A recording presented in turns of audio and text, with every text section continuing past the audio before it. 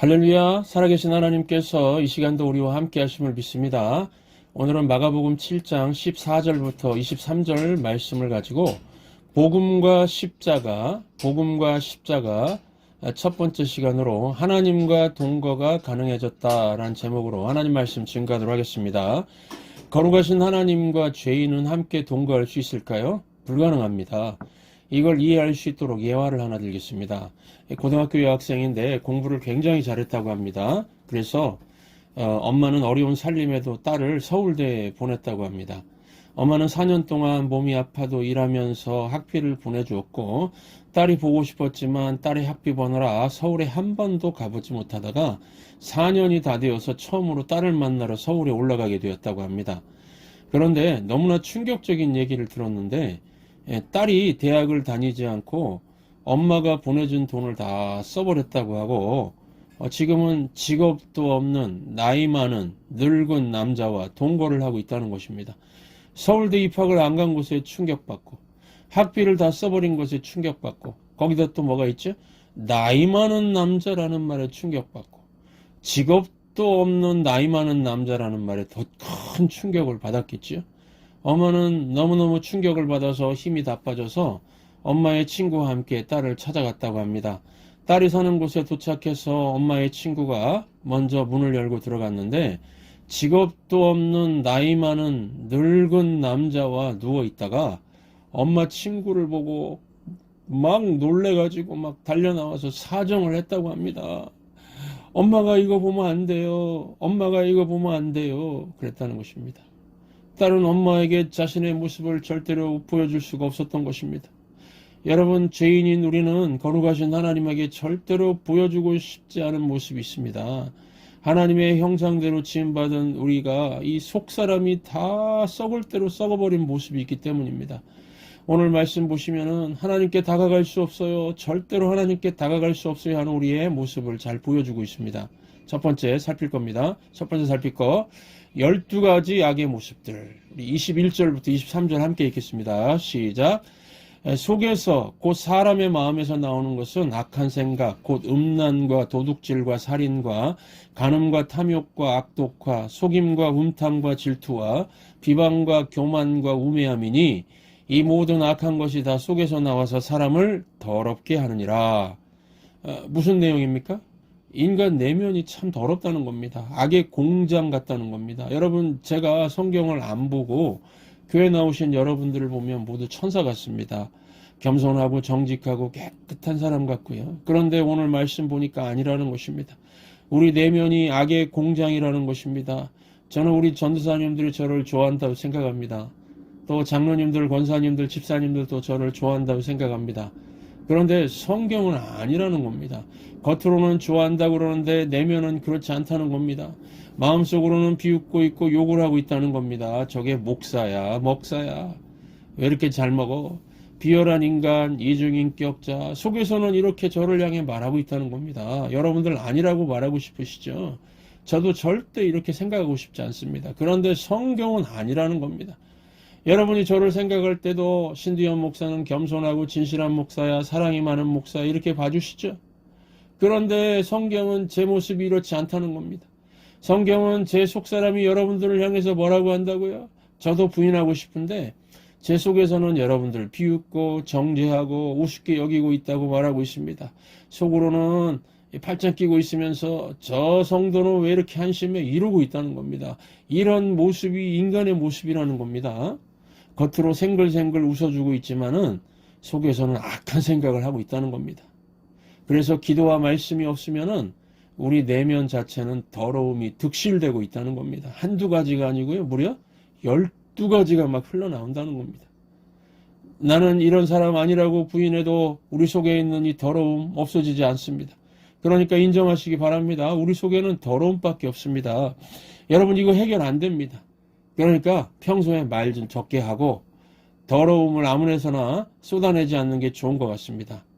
여러분 우린 가만히 있으면요. 우리 속에서 음란, 간음, 음탕 이런 게 나온다는 겁니다. 그리고 기도하지 않고 가만히 있으면은 도둑질, 탐욕, 질투 이런 것만 흘러나온다는 겁니다. 나 중심으로 빼앗으려고 한다는 거죠. 여러분, 우리 속이 이렇게 더럽습니다. 이거 인정해야지.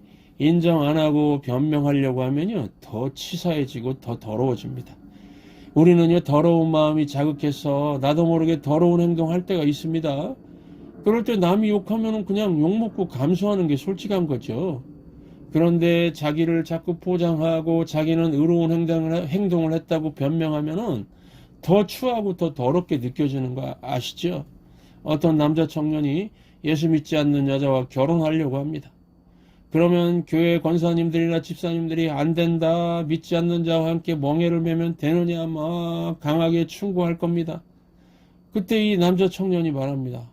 아유, 예수 믿게 하려고 그래요. 예수 믿게 하려고 결혼하는 거죠. 전도하려고 하는 거예요. 와, 이런 말 하는 청년 보면 어떻습니까? 막 더 추해 보이죠? 아니, 이쁘니까 결혼하려고 하는 거죠. 못생긴 여자에게는 이런 말도 안 하잖아요. 목사도 자기 포장하는 걸 봤습니다.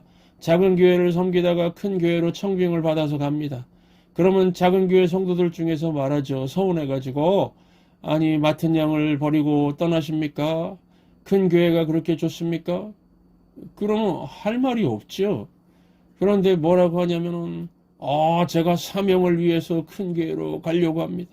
와, 이런 말 들으면 정말 토하고 싶습니다. 작은 교회 좁은 길로 가는 거는 사명 아닌가요? 갈 거면은 싫은 소리 듣고 그냥 가면 되는데 자기 포장하려고 막 사명 때문에 간다고. 여러분, 인간이 그렇습니다. 우리 속에 들어있는 이 악한 생각 중에 또 살인, 속임, 비방 이런 것들이 들어있다는 것입니다. 인간이 얼마나 힘 좋아하고 조금만 힘 생기면 막 자랑하고 그렇습니까? 아주 유치합니다. 자존심 갖고 싸우고요. 내가 높다, 내가 세다 이런 거 갖고 싸우고요. 남이 잘 되는 것 보고 좋아하지 않습니다. 시기심 때문에 괴로워합니다. 이런 예화가 있습니다. 하나님이 두 남자가 싸우니까 한 사람에게 약속을 한 가지 주었다고 합니다. 내가 너를 잘 살게 해주겠다. 너에게 10억을 주겠다. 좋지? 단 너의 친구에게는 2배를 줄 것이다. 뭐든지 2배를 줄 것이다. 너가 10억을 가지면 너의 친구는 20억을 얻게 될 것이다. 그랬더니요, 이 말을 듣던 남자가 하나님, 제 눈을 하나 뽑아주세요. 그러더라는 겁니다. 자기 눈 하나 없어서 불편해도 자기 친구 두 눈 다 뽑혀가지고 망하는 것을 봐야겠다는 거죠.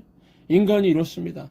내가 뭘 누려가지고 기쁜 것도 있지만은 내 원수가 망하는 꼴 보는 거, 내 2배로 망하는 걸 본다 그러면은 기꺼이 망하는 길을 가는 게 인간이라는 겁니다. 얼마나 악하고 한심하고 얼마나 너무너무 더럽지요. 이걸 포장 안 하고 있는 그대로 직면하면요, 너무 부끄럽습니다. 이 12가지 악함, 이것들 몇 번만 한번 읽어보십시오. 이거 너무너무 부끄럽습니다. 남들에게 보여주고 싶지도 않고 이런 모습 들키고 싶지도 않고요. 이것들이 내 안에 있습니다. 우리 안에 있습니다. 그러니까 이런 모습 가지고 하나님 앞에 설 수 있을까요? 거룩하신 하나님께 서는 게 두렵고 도저히 함께 동거할 수 없다고 느끼는 겁니다. 그래서 나중에 최후의 심판대 앞에 서면은요, 하나님 안녕히 계십시오 그러면서 스스로 지옥불에 떨어질 거라는 겁니다. 왜 그렇습니까? 악의 공장인 이 썩은 마음, 더러운 마음 가지고 도저히 하나님 계신 천국에 갈 수 없거든요.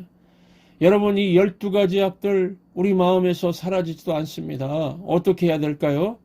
두 번째로 말씀드립니다. 2가지 대안을 말씀드리겠습니다. 첫 번째 대안, 주인을 바꾸라는 겁니다. 주인이 바뀌면 됩니다. 내가 내 인생의 주인이 돼서는 안 되고 내 인생의 주인이 예수님이 되시면 된다는 것입니다. 바울이 갈라디아서 2장 20절에서 다음과 같이 고백합니다. 우리 함께 읽겠습니다. 시작. 내가 그리스도와 함께 십자가에 못 박혔나니 그런즉 이제는 내가 사는 것이 아니요 오직 내 안에 그리스도께서 사시는 것이라. 이제 내가 육체 가운데 사는 것은 나를 사랑하사 나를 위하여 자기 자신을 버리신 하나님의 아들을 믿는 믿음 안에서 사는 것이라. 내가 그리스도와 함께 십자가에 못 박혔나니 내가 죽었다는 겁니다. 그런즉 이제는 내가 산 것이 아니요 오직 내 안에 그리스도께서 사신 것이라. 내 인생의 주인이 바뀌었다는 겁니다. 내가 내 인생의 주인이 되면은 더러운 그 쓰레기 같은 그런 것밖에 안 나오고 온갖 죄밖에 안 나오는데, 내 안에 주인을 예수님으로 모셔두면 예수님이 나를 이끌어 가시겠죠. 나는 죽었으니까요. 이제 내가 육체 가운데 사는 것은 나를 위하여 자기 자신을 버리신 하나님의 아들을 믿는 믿음 안에서 사는 것이라. 내 죄악된 모습 가지고 살아가는 게 아니라 내 속에 있는 예수님을 향한 믿음 안에서 살아간다는 것입니다. 그러면은 살 수 있습니다. 여러분, 내 속에 있는 12가지 악함이 나오면요, 우린 죽게 되어 있습니다. 우리 속에 죄밖에 없지 않습니까? 예, 로마서 6장 23절 함께 읽겠습니다. 죄의 싹은 사망이라. 내 속에 있는 것이 다 나오면은요, 우린 다 지옥불에 떨어져 죽습니다. 이 죄들을 다 십자가에 못 박고 이제 내 안에 사는 그리스도 하나님의 아들을 믿는 믿음 안에서 살아가는 겁니다. 그러면은 살 수 있다는 겁니다. 여러분, 저는 지금 여러분들 바라볼 때 이 외형, 겉모습, 껍데기 안 봅니다. 내면에 12가지 죄가 있다는 것을 알고 있습니다. 이 내면의 죄들이 지금 여러분들을 썩게 만들고 있다는 걸 알고 있습니다. 그래서 절망이 있고 좌절이 있는 것도 압니다. 저도 마찬가지고요. 그래서 주인을 바꿔야 됩니다. 내가 내 인생의 주인이면 무조건 망합니다. 그런데 아직도 뭐 내가 이렇고 내가 이렇게 말하는 사람이 있죠. 이런 사람들 볼 것도 없습니다. 내면에 다 좌절과 절망이 가득 찬 사람입니다. 그런데 자기 안에 주인을 예수님으로 모시고 예수님을 믿는 믿음 안에 살아가는 사람은 소망이 있습니다. 예수님이 그 사람을 이끌어갈 것이기 때문에 그렇습니다. 예. 제가 좋아하는 찬양 중에 왕이신 나의 하나님, 이런 찬양이 있습니다. 왕이신 나의 하나님, 내가 주를 높이고 영원히 주의 이름을 송축하리이다. 여러분, 이 찬양은요, 아침에 일어났는데 자꾸만 내가 내 자신의 주인이 되고 이기적인 마음이 생기고 마음이 막 쓰레기같이 복잡하고 공허하고 답답하고 그러면 한 10번 정도 불러보시기 바랍니다. 왕이신 나의 하나님, 내가 주를 높이고 영원히 주의 이름을 송축하리이다. 그래도 자꾸만 내 자아가 살아나려고 하면 한 30번 불러보시기 바랍니다. 그러면 소망 중에 살 수 있습니다. 신앙생활은요, 복잡한 거 아닙니다. 자꾸만 내 속에서 내가 이런 소리가 들리면은 왕이신 나의 하나님 더 세게 외치는 겁니다. 주인을 바꾸는 겁니다. 그러면 살 수 있습니다. 두 번째 대안, 성령께 내 속사람을 세워달라고 요청하는 것입니다. 여러분, 하나님 없는 인간 내면은 텅 빈 공허감이 있습니다. 그래서 사람들은 공허감 채워보려고요, 술도 마시고 클럽 가서 춤추고 환각제도 먹어보고 게임 중독에 빠지고 그러지 않습니까? 괴로워서 술 중독에 빠진 분에게 의사가 말했다고 합니다. 당신 그렇게 술 먹다가는 위에 구멍 생기고 간도 상하게 될 것입니다. 그랬더니 그 사람 하는 말이요, 저도 합니다. 하지만 술 없이는 괴로워서 살 수가 없습니다. 이 사람 그 마음은 진심이라고 생각합니다. 또 어떤 사람들 혼자서 있는 게 너무너무 두렵다고 합니다. 그래서 교회로 전화하는 사람도 있고요. 한 번도 본 적이 없는 사람인데 목사님 만나고 싶다고 하기도 하고요. 이유가 뭐냐면 혼자 있는 게 괴롭고 두렵다는 것입니다. 저는 최근에 자살한 그 배우 이선균 씨 있지요. 제가 서울에 살았으면 연락처 구해서 아마 만나자고 했을 겁니다. 아, 여보세요. 내가 목사인데 한번 만나죠. 그냥 옆에 있어주고 싶어요. 이분 얼마나 괴롭고 두려웠을까요? 여러분, 불신자들도 교회 와서 예배드리면 좋다고 합니다. 그 순간엔 괴로움과 두려움이 사라지거든요. 예배드리는 순간에는요. 그런데 성령의 내주하심이 없으니까 교회를 떠나는 순간부터 괴로움과 두려움이 또 밀려오는 것입니다. 그래서 성령이 내 안에 거하도록 요청하는 것이 중요합니다. 성령께서 벌써 이 땅에 오셨거든요. 이걸 모르는 분들이 참 많은 것 같습니다. 이런 분들은 요한복음 14장 16절부터 14장부터 14, 15, 16, 17장까지 한번 읽어보시길 추천드립니다. 여러분, 이 요한복음 14장 16절부터 18절까지 지금 한번 같이 읽겠습니다. 시작. 내가 아버지께 구하겠으니 그가 또 다른 보혜사를 너에게 주사 영원토록 너희와 함께 있게 하리니 그는 진리의 영이라. 세상은 능히 그를 받지 못하나니 이는 그를 보지도 못하고 알지도 못함이라. 그러나 너희는 그를 아나니 그는 너희와 함께 거하시며 또 너희 속에 계시겠음이라. 내가 너희를 고아와 같이 버려두지 아니하고 너희에게로 오리라. 여러분, 성령이 내 안에 들어와 계시면은 이 세상에 아무도 없는 그와 같은 처지가 바뀌게 된다는 겁니다. 괴로움과 두려움이 사라지고 공허감이 사라집니다. 성령께서 우리 감정과 생각을 치유하고 건강하게 세워주십니다. 저는 이 찬양도 참 좋아하는 찬양인데요. 허무한 시절 지날 때 깊은 한숨 내쉴 때 그런 풍경 보시며 탄식하는 분 있네. 그와 같이 너희를 버려두지 않으리. 내가 너희와 영원히 함께하리라. 성령이 오셨네. 성령이 오셨네. 성령이 오셨습니다. 여러분 가족들도 언젠가 떠나고 친구들도 떠나고 부모님도 떠나고 배우자도 때가 되면은 떠나지만 성령님은 영원히 함께 하십니다. 성령은 언제나 우리 옆에 계시면서 우리에게 살 수 있다, 할 수 있다, 내가 안 되는 것을 되게 해주겠다고 하시면서 우리에게 만족을 주십니다. 그리고 우리를 위해서 기도해 주시는 영이십니다. 당신이 지쳐서 기도할 수 없고 눈물이 빗물처럼 흘러내릴 때 그때 누군가 날 위해 기도하고 계십니다. 이분이 누구십니까? 성령이십니다. 로마서 8장 26절 함께 읽겠습니다. 시작.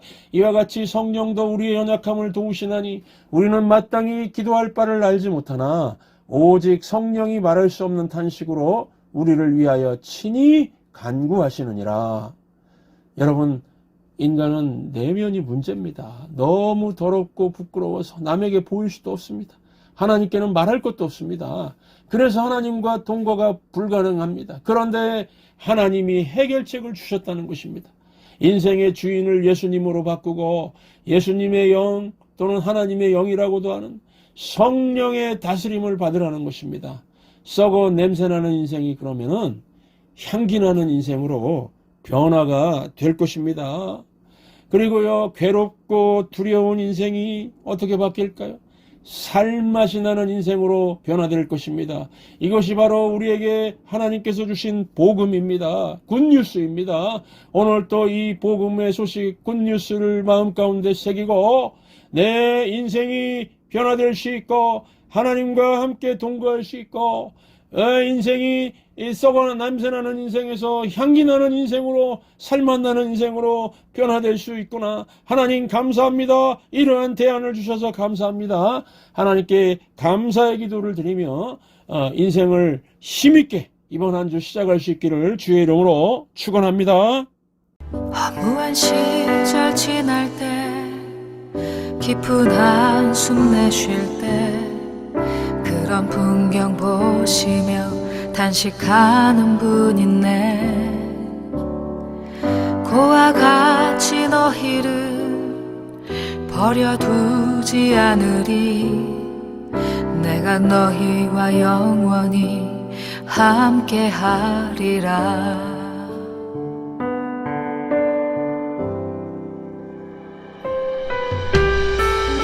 억눌린 자 갇힌 자 자유함이 없는 자 피난처가 되시는 성령님 계시네. 주의 영이 계신 곳에 참 자유가 있다네. 진리의 영이신 성령이 오셨네. 성령이 오셨네. 성령이 오셨네. 내 주에 보내신 성령이 오셨네. 우리 인생 가운데 진히 찾아오셔서